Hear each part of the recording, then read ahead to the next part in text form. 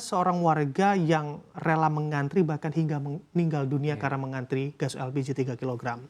Kalau kita lihat dari pernyataan Menteri SDM Bahlil Lahadalia yang juga sudah di-play begitu ya, yang dikatakan bahwa tidak terjadi kelangkaan. Hanya mana memang yang biasanya orang beli pengecer ini harus di pangkalan, harus ada ongkos transport sedikit yang mana juga menjadi hal yang juga cukup merumitkan para warga tapi tidak langka menurutnya.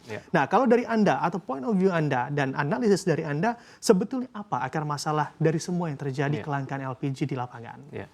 Jadi memang sangat disayangkan ya, kebijakan yang sangat penting ini, sangat strategis, memang terkesan diambil secara tidak hati-hati oleh pemerintah, karena pada faktanya timbul kepanikan di masyarakat, timbul panic buying, dan memang ini kebutuhan paling fundamental bagi masyarakat adalah untuk bahan bakar energi, itu LPG 3 kg subsidi, memang sangat sulit ketika pengecer langsung dihapuskan di dalam rantai distribusi LPG 3 kg ini. Karena faktanya pengecer ini masih dibutuhkan oleh masyarakat. Pertama dari sisi kecepatan, ya masyarakat butuh kecepatan dalam untuk mengakses LPG 3 kg subsidi.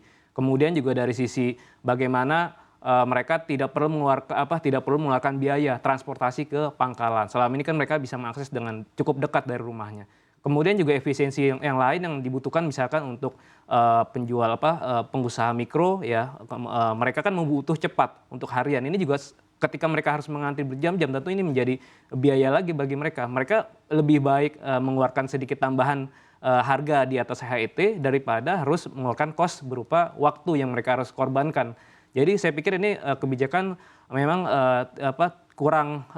kurang memadai dalam mengantisipasi terjadi kepanikan dan juga keresahan di masyarakat. Dan juga akar masalah utamanya sebetulnya adalah meskipun kita sama-sama tahu bahwa faktanya HET di pengecer itu lebih tinggi dibandingkan yang ditetapkan pemerintah. Memang ini realitas karena terjadi biaya distribusi dan margin fee yang diambil oleh pengecer. Nah, tentu yang pertama kali harus dirubah atau direvisi oleh pemerintah adalah segmen masyarakat yang berhak menerima LPG subsidi ini. Inilah Perpres ataupun peraturan yang sampai dari tahun 2007 saya lihat belum dirubah. Mestinya dari Perpres 107 tahun 2007 ya, Perpres 104 tahun 2007, khususnya pasal 3 mengenai masyarakat yang berhak menerima LPG subsidi ini kan rumah tangga dan usaha mikro. Nah, untuk segmen rumah tangga ini sifatnya masih abu-abu, jadi tidak jelas. Rumah tangga ini kan semua kelompok pengeluaran masyarakat masih berhak secara aturan ya untuk membeli LPG subsidi. Dan saya pikir ini yang paling pertama yang harus direvisi oleh pemerintah. Kedua juga terkait dengan segmen usaha mikro. Apakah selama ini usaha mikro juga seringkali disalahartikan, pengusaha menengah juga masih menengah dan kecil juga masih bisa menikmati subsidi LPG 3 kg. Jadi saya pikir revisi Perpres 104 tahun 2007 ini mesti yang pertama kali dilakukan oleh pemerintah. Kedua, baru harus ada transisi dulu sebelum benar-benar ingin mengupgrade atau mengangkat pengecer menjadi pangkalan ataupun subpangkalan, perlu ada masa transisi. Jadi masyarakat tidak terkejut dengan fenomena yang terjadi saat ini, gitu Mas Bram. Oke, baik. Apakah juga dapat diartikan pemerintah menerapkan aturan ini tentunya sangat-sangat masih prematur, Mas Abra, karena memang secara perpresnya juga belum siap siapa penerima yang berhak dan juga secara transisinya tidak ada langsung ke agen dan juga pangkalan. Sebetulnya kan wacana untuk melakukan transformasi subsidi energi khususnya LPG ini kan sudah bertahun-tahun dari era pemerintahan sebelumnya. Cuma memang eksekusinya terus tidak bisa dilakukan karena ada kekhawatiran, ada keraguan-raguan karena ini punya resiko politik, ya ini tidak populer di depan masyarakat, sehingga akhirnya selalu diulur, ditunda, dan ini menjadi bom waktu. Akibatnya apa? Akibatnya ya volume LPG subsidi ini terus melonjak. Dari catatan saya misalnya untuk subsidi LPG 3 kg ya, dari tahun 2014 misalnya, 2014 itu masih 4 juta ton per tahun, sekarang sudah hampir 8 juta ton, artinya sudah naik 2 kali lipat. Di sisi lain, LPG yang non-subsidi, yang mestinya pemerintah kan salah satu parameter keberhasilan untuk mengelola kebijakan subsidi LPG, non-subsidinya kan meningkat. Tetapi faktanya volume LPG yang non-subsidi atau non-PSO itu justru menurun. Kurang lebih turun 30%.